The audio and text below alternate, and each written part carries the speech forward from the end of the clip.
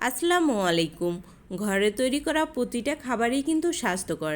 তাই আজকে তৈরি করে দেখাবো ঘরোয়া পদ্ধতিতে কিভাবে আপনারা খুব সহজে পাস্তা তৈরি করে নিতে পারবেন সেই রেসিপিটি। আশা করছি রেসিপিটি ভালো লাগবে।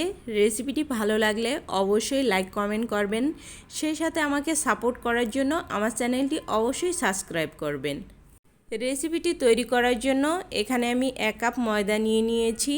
সেই সাথে দিয়ে দিচ্ছি স্বাদমতো লবণ, 3 চা চামচ সয়াবিন তেল। এখন শুকনো উপকরণগুলোকে খুব ভালোভাবে মেখে নিতে হবে। যখন মেখে নেওয়া হয়ে যাবে, মাঝখানে আমি একটু গর্ত করে নিচ্ছি। আর এখানে আমি একটা ডিম আগে থেকে ভেঙে রেখেছিলাম। এই ডিমটা দিয়ে ময়দার সাথে খুব ভালোভাবে মেখে নিতে হবে।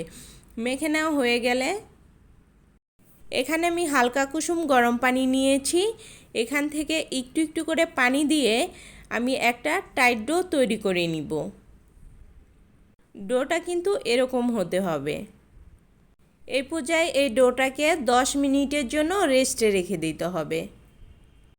10 মিনিট পর দেখা যাবে ডোটা খুব ভালোভাবে সেট হয়ে গেছে। এ পর্যায়ে ডোটাকে হাত দিয়ে এভাবে গোল করে নিচ্ছি। গোল করে নেওয়া হয়ে গেলে প্রয়োজন মতো ময়দা ছিটিয়ে ডোটা দিয়ে একটা রুটি বেলে নিব। রুটিটা আমি খুব বেশি পাতলা না করে একটু মোটা করে বেলে নিয়েছি। এখন একটা চাকুর সাহায্যে রুটিটাকে কেটে নিব। রুটিটাকে একটু ঘুরিয়ে নিয়ে 4 কোণা শেপ করে কেটে নিচ্ছি।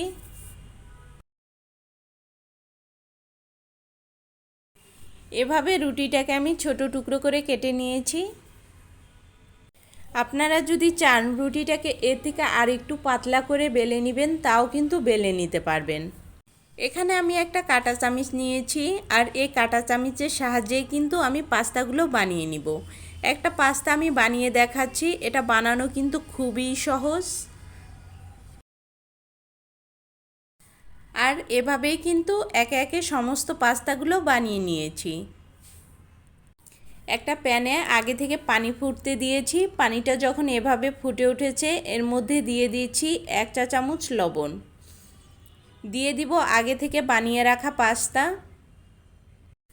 পাস্তাগুলো দেওয়ার পরে একটা চামচের সাহায্যে নেড়ে দিচ্ছি, যাতে তলানিতে লেগে না যায়। এরপরে হাই হিটে 5 থেকে 6 মিনিট জাল করলেই দেখা যাবে পাস্তাগুলো খুব ভালোভাবে সিদ্ধ হয়ে গেছে। এ পর্যায়ে চুলাটা বন্ধ করে দিচ্ছি এবং পাস্তাগুলো উঠিয়ে নিচ্ছি। পাস্তাগুলো উঠিয়ে একটা ঠান্ডা পানির পাত্রের মধ্যে ভিজিয়ে নিচ্ছি, যাতে পাস্তাগুলো ওভারকুক না হয়ে যায়। এ পর্যায়ে একটা ছাঁকনার সাহায্যে পাস্তাগুলো ছেঁকে নিতে হবে। ছেঁকে নেওয়া হয়ে গেলে এটাকে রেখে দিব একটা সাইডে। পাস্তা রান্না করার জন্য আমি একটা প্যানে 3 টেবিল চামচ তেল দিয়ে দিয়েছি। তেলটা যখন গরম হয়ে আসবে, এর মধ্যে দিয়ে দিব একটা পেঁয়াজ কুচি। পেঁয়াজগুলো একটু ভেজে নিচ্ছি, তবে পেঁয়াজগুলো বেশি ভাজতে হবে না। সিদ্ধ হওয়ার মতো একটা লুক চলে আসলেই এর মধ্যে দিয়ে দিব আগে থেকে ম্যারিনেট করে রাখা মুরগির গোশত। এখানে আমি মুরগির বুকের মাংসটা নিয়েছি। হাফ চা চামচ করে আদা রসুন বাটা এবং 1/4 টিস্পুন করে হলুদ, মরিচ, ধনিয়া, জিরা এবং হাফ চা চামচ সয়া সস, পরিমাণ মতো লবণ দিয়ে আমি গোশতটাকে ম্যারিনেট করে রেখেছিলাম।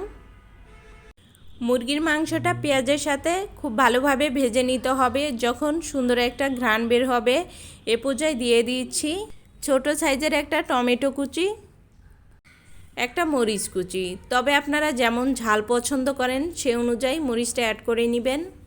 দিয়ে দিচ্ছি সামান্য পরিমাণ ক্যাপসিকাম কুচি। সেই সাথে দিয়ে দিচ্ছি 1 টেবিল চামচ টমেটো সস, হাফ চা চামচ সয়া সস। 2-1 মিনিটের মতো রান্না করে নিচ্ছি। এ পর্যায়ে দিয়ে দিব আগে থেকে সিদ্ধ করে রাখা পাস্তাগুলো। সমস্ত মশলার সাথে পাস্তাগুলো খুব ভালোভাবে মিশিয়ে নিচ্ছি। যখন মেশানো হয়ে যাবে, এখানে আমি একটা ম্যাজিক মশলা নিয়েছি। এভাবে ম্যাজিক মশলা দিয়ে পাস্তার সাথে খুব ভালোভাবে মিশিয়ে নিচ্ছি। কয়েক মিনিট রান্না করে নিলেই কিন্তু রান্নাটা হয়ে যাবে। এ পর্যায়ে আমি চুলাটা বন্ধ করে দিচ্ছি। এই রেসিপিটা কিন্তু ভীষণ মজার। অবশ্যই আপনারা বাসায় ট্রাই করবেন। আর রেসিপিটা যদি ভালো লেগে থাকে অবশ্যই একটা লাইক করবেন, কমেন্ট করে জানাবেন, সেই সাথে আমাকে সাপোর্ট করার জন্য আমার চ্যানেলটি প্লিজ সাবস্ক্রাইব করবেন। আল্লাহ হাফেজ।